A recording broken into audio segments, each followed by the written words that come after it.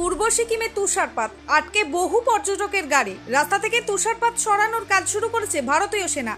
পূর্ব সিকিমে তুষারপাত আটকে পড়েছে বহু পর্যটকের গাড়ি। জানা গিয়েছে একটানা তুষারপাত শুরু হয়েছে পূর্ব সিকিমের একাধিক জায়গায়। তুষারপাত এতটাই যে গোটা রাস্তা থেকে শুরু করে বাড়ি গাড়ি সমস্তটাই বরফের চাদরে ঢেকে যায়। আর তুষারপাত শুরু হতেই পর্যটকদের গাড়ি আটকে যায়।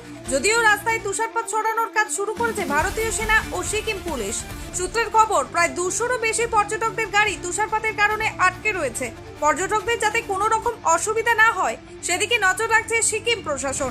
অপরদিকে সিকিম প্রশাসন সূত্রে জানা গিয়েছে ইতিমধ্যেই তুষারপাত সরানোর কাজ শুরু করেছে সিকিম পুলিশ ও ভারতীয় সেনাবাহিনীর জওয়ানরা।